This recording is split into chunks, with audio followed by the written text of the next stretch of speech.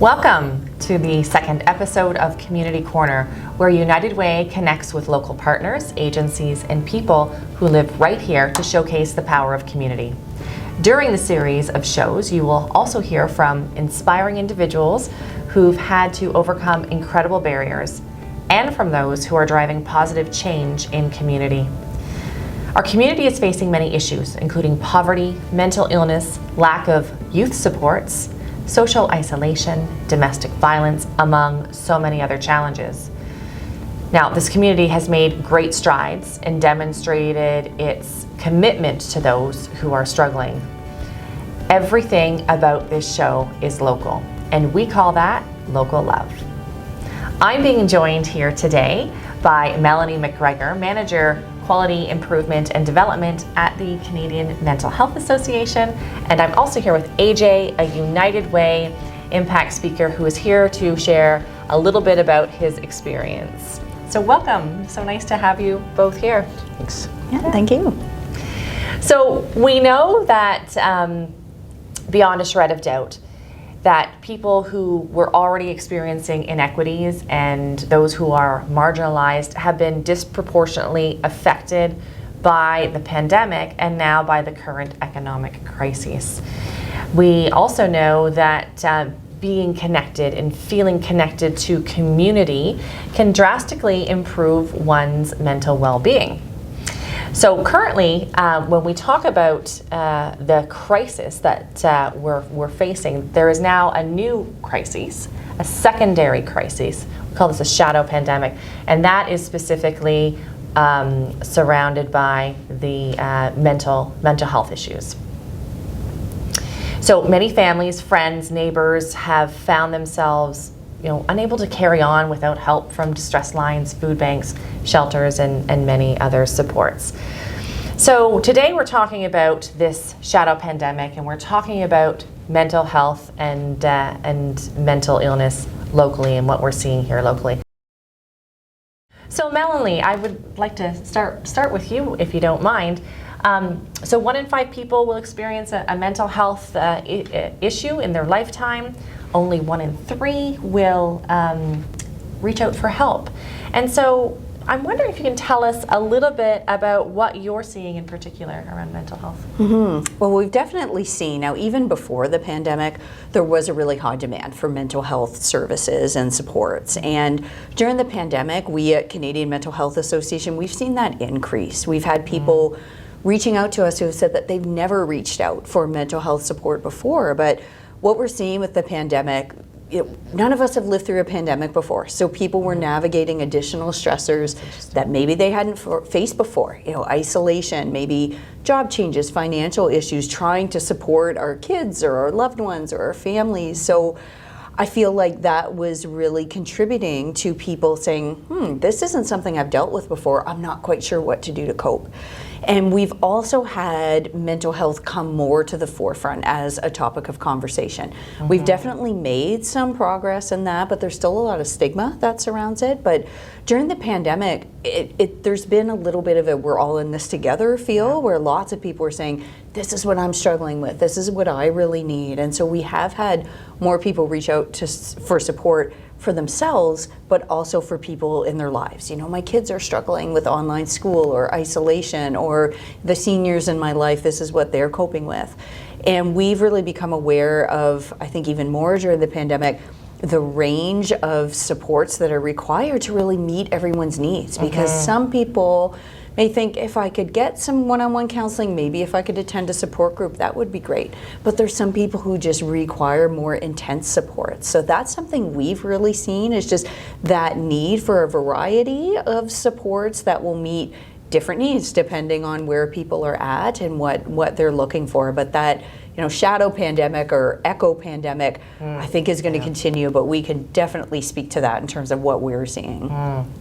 I really appreciated your mentioning the range of supports and how important that is, and also noting, stigma. And AJ, you are such an incredible champion in this community and have been for years for, breaking down that stigma. And just wondering if you could share a little bit about your experience and a little bit about your story and what you're seeing.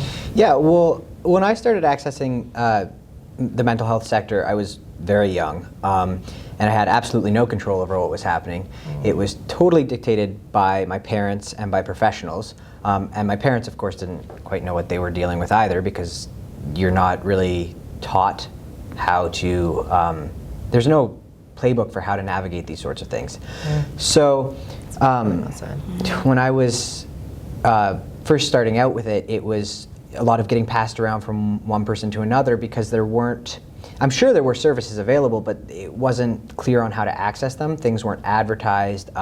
Nobody really talked about it either. You couldn't go, my parents certainly couldn't go to another set of parents and say, hey, my kid's going through X, Y, and Z. Do you know of any sort of supports? Whereas at least through the pandemic, a lot of parents and the mental health that emerged for young people was, I don't want to say universal, but I want to say it was the same challenge that everyone was facing to an extent. Someone told me that the pandemic was a great equalizer, which I thought was not necessarily incorrect, but a little bit of a privileged way to look at it, because obviously people who were very well off were not impacted the same way as people who were already struggling. But it is very much something that could be unifying.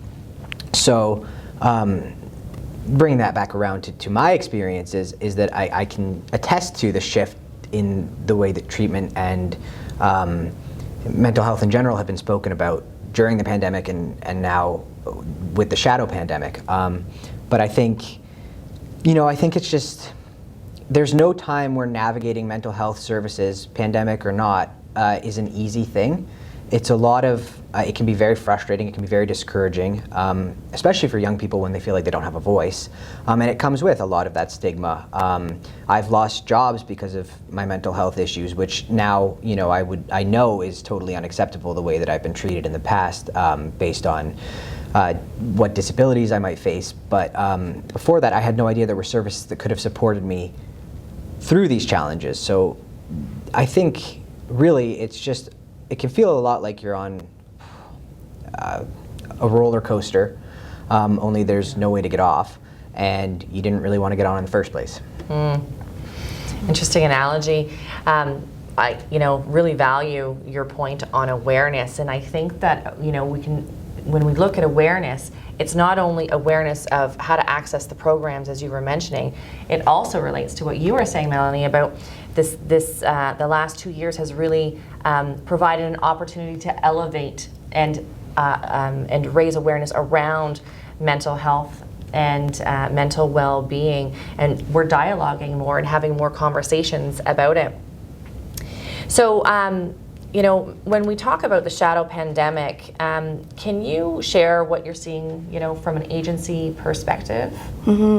So more people reaching out, more people looking for a variety of supports.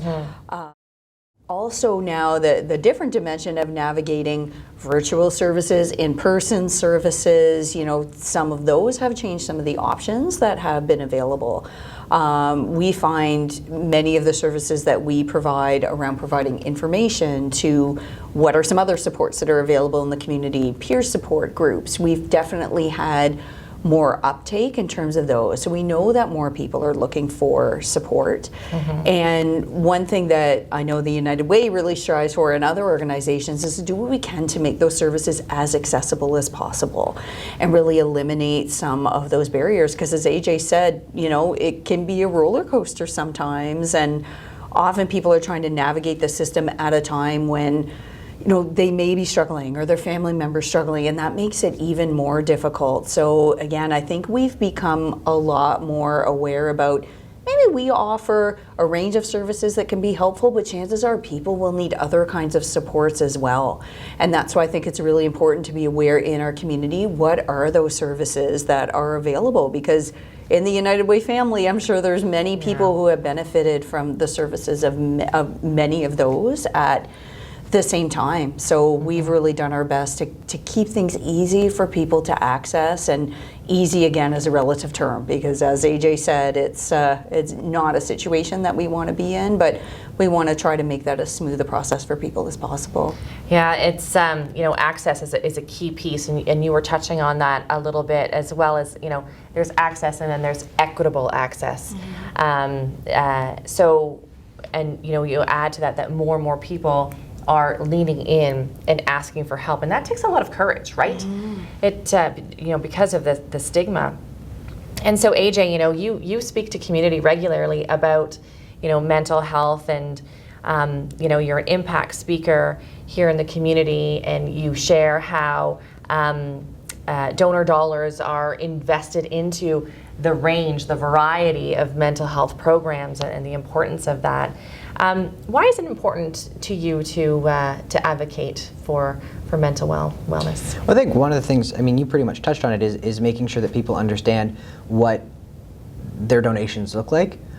It's important also to me from a personal level that people who maybe haven't considered reaching out understand that the services are there, because I think one of the biggest things about mental health that seems to be universal across whatever you're suffering with is that it is an isolating experience. Even if a lot of people are going through it, which we know from the statistics, quite a large portion of the population does, it is something that feels very alone, and it can be hard to talk to people, because if you're not going through it, you might not understand it, right? So that goes to the courage piece you were speaking about facing stigma. Education helps, and that's one of the things that I try to do with impact speaking, or that I think is important with impact speaking, is humanizing mental illness, and then giving people a better chance to, if they see something that they relate to, or if they know someone who's going through something, to understand that there are options for them, and that they can reach out. So it's a multi-factored thing for me, but I think the big things are making people who maybe don't need help understand the perspective of people who do and how they can help, and then helping people who might need help reach out. Yeah. Well, we are so grateful to you, and I know many in the community have benefited significantly because of your efforts and your commitments to helping others. I just wanted to thank both of you for joining us here today, and for helping to inform community, because this issue belongs to all of us, and we look at these issues holistically, and quite often when individuals come forward for help, they require multiple services and programs. So really appreciated the insight that you shared here today, so thank you very much.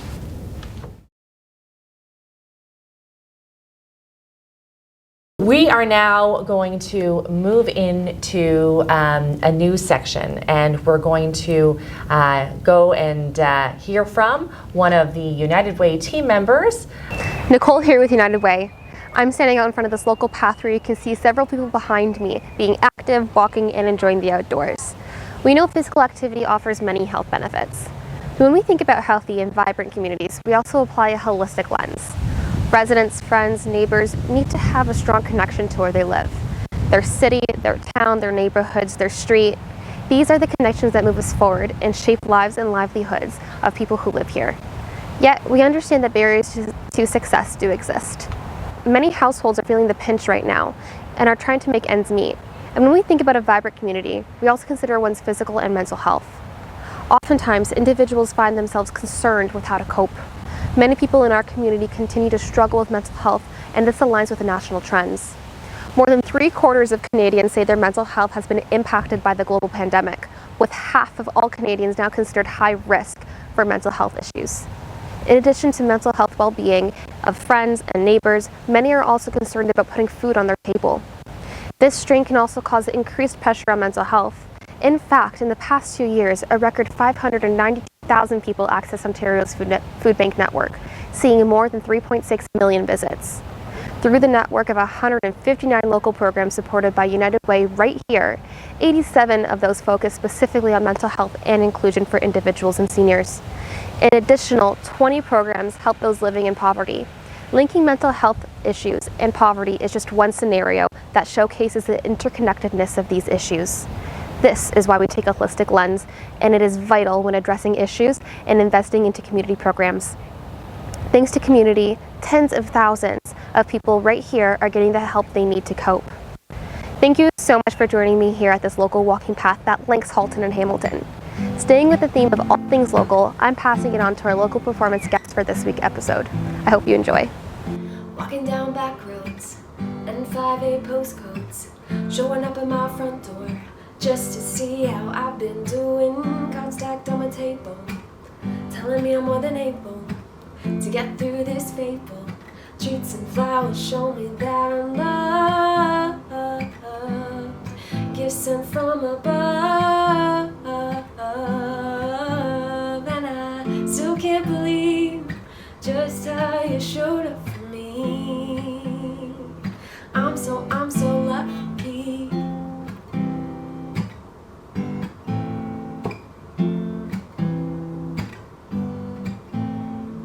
Phone calls in the morning, then again in the evening, checking in on how I've been, just to put a smile on my face. Angels sent from grace, and I still can't believe just how you showed up for me. I'm so lucky. I'm so lucky. Every text, every call, every card, every reassurance sign that I wasn't so far from the girl I was, who I lost. A lot of self-worth and a lot of self-love, but I'd like to say that each and every passing day and display from a place fill the space in my heart to kickstart the broken parts, building back the art of who I am, paint by number till we can't, drinking wine till I'm drunk and going off on all my rants, getting dumb and sappy, damn, but don't go messing with my clan. I'm okay because of them. Yeah, this one's for you. We'll ride this roller coaster through, and I still can't believe just how you showed up for me. I'm so lucky. I'm so lucky. Yeah, I still can't believe just how you showed up for me. I'm so lucky.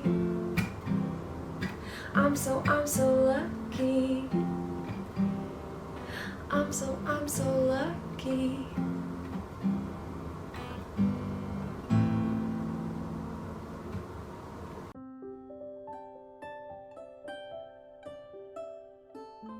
I've been dealing with mental illness for the majority of my life now.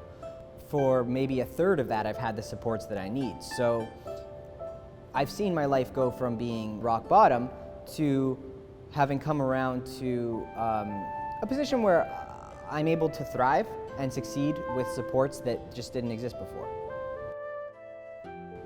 One of the things about struggling with mental illness is that as difficult as it can be to ask for help, it can be almost equally or more difficult to actually access help. There's substantial wait times, and it can just be an extra barrier. And I found that the programs that I've accessed through United Way remove those barriers, and that they've allowed me to come into a thriving role in my life, to achieve some of the goals that I set out to, and to continue to aim for the goals that I haven't yet achieved.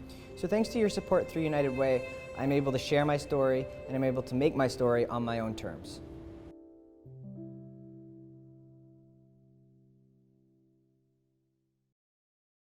Welcome back. We hope that you enjoyed that performance as much as we did.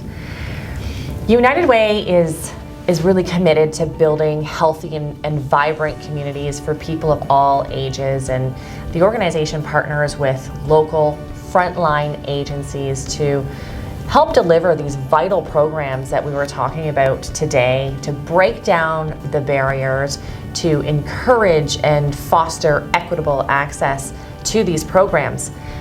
And we want to create equity across across our neighborhoods. Like that's a goal that we share here.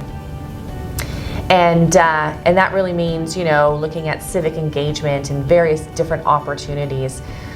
Part of how we do this, though, is through initiatives that bring key community stakeholders together to pursue what we call a collective mission. And these include day programs for seniors. It includes 24/7 crisis support lines, mental health addiction supports, isolation supports. And when we look at the community, the strength of this community is really in the well-being of all the people who live here. So everyone, no matter who they are or where they are, needs to the opportunity to meet their full potential. And that's why United Way and agencies and gracious volunteers like AJ are really so dedicated to helping those who need it. So thank you very much, AJ and Melanie for being here, and we look forward to seeing you next time on Community Corner.